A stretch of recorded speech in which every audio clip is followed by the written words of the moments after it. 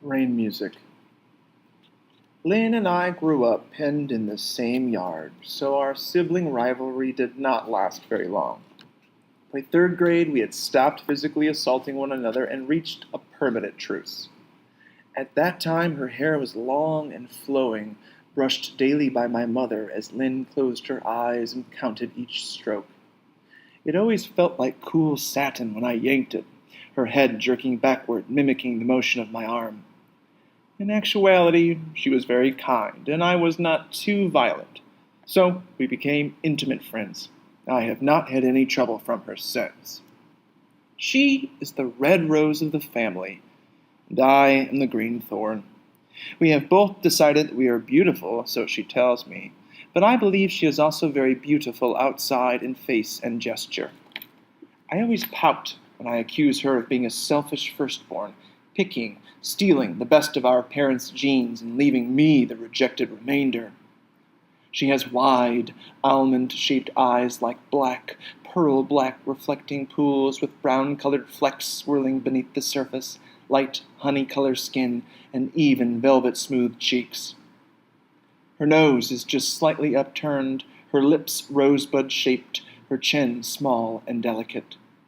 Her hair still looks and feels the same now as in third grade. The vision, taken together as a whole, is breathtaking. There is something about it, a wistful, dandelion, orchid-like kind of beauty that feels like notes in a chord being played separately, finger by finger, harmonizing back and forth. I marvel even now. My mother and father have polished her until she shines. She graduated summa cum laude from the chemistry of college at Cal and double majored in ethnic studies.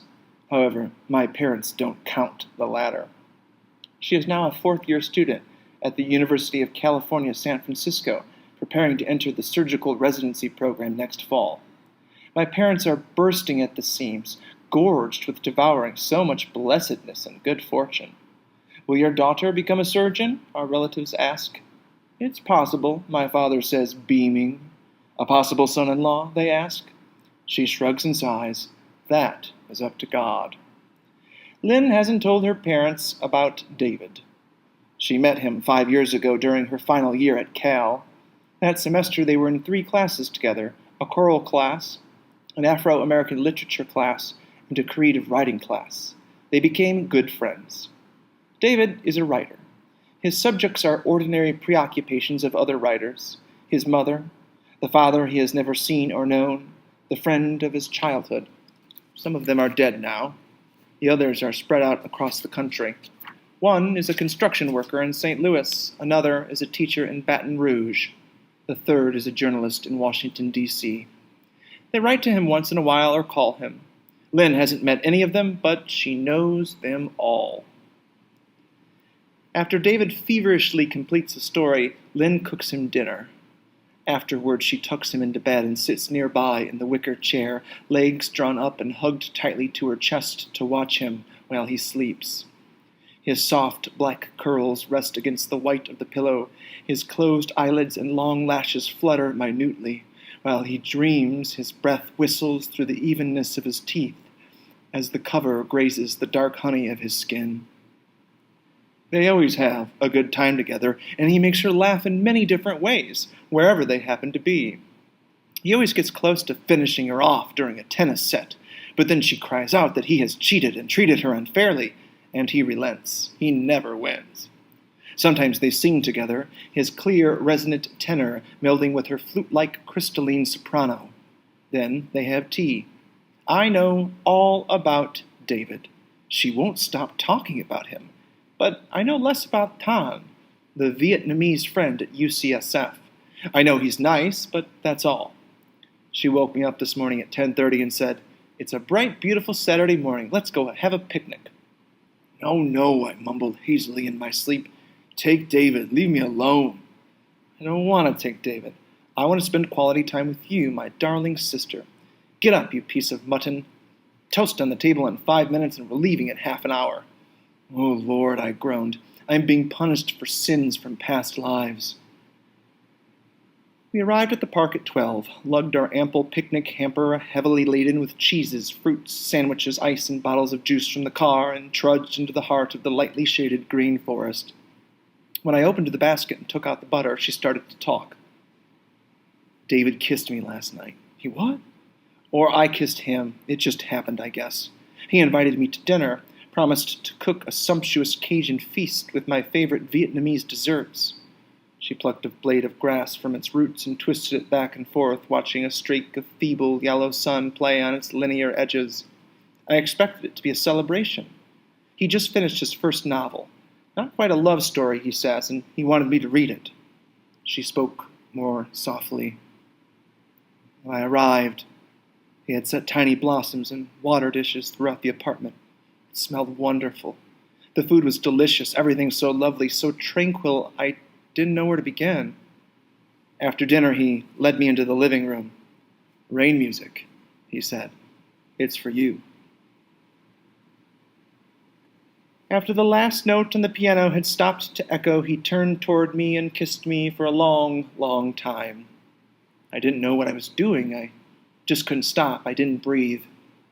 When he let me go, I kept thinking of his hands and fingers, seeing them fly over the ivory keys like Russian men dancing in their black fur hats, and noticing how his brown was different from mine.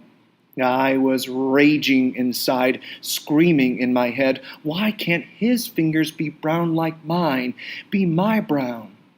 Why is his hair curly, not straight like mine? I saw brown pigments run across my eyes, all different colored browns. Those pigments keep us apart. How do I stand there and tell this man who writes me music and whose hands burn my cheeks that I can't be who he wants me to be? But he doesn't want to change you. No, I can't be who he thinks I am. He's a damned starving writer. He can't give me anything, just himself. And he doesn't even know that I'm using him. Damn it, he doesn't even know. She choked on her tears, swallowed, and cried quietly, hugging her knees until exhausted. The leaves rustled softly while I waited. After a while, she grew calm, her eyes gazing steadily at the flashing water of the stream below. I love Don. I would never hurt him for anything. Throughout the 4 years at UCSF, he's been so patient, so kind, so dedicated to medicine for its own good, not for just its technology, even though he's brilliant and understands these details completely. He's so perfect for me, just perfect. It's like he stepped out of my story and came to life. We speak the same language and share the same past, everything. And Mom and Dad, they've done so much for us. Now they think they've won the lottery from God for being good all their life. But how do you feel about Tan? How does he make you feel? He will be my lifelong friend. He'll make a wonderful father. That's what a husband should be. Our children will know the culture and customs of our homeland. They'll speak Vietnamese and English just like us. And how does David make you feel? I tugged at her gently. She bowed her head for a long while, reflecting. Then she softly murmured, "It's just not possible." But why? I don't understand. The picnic basket remained quite full. Neither of us was hungry. It threatened to rain as we packed up to go home. On the drive back, we were silent. I watched the windshield wipers swinging back and forth, clearing rain cascading down the front window.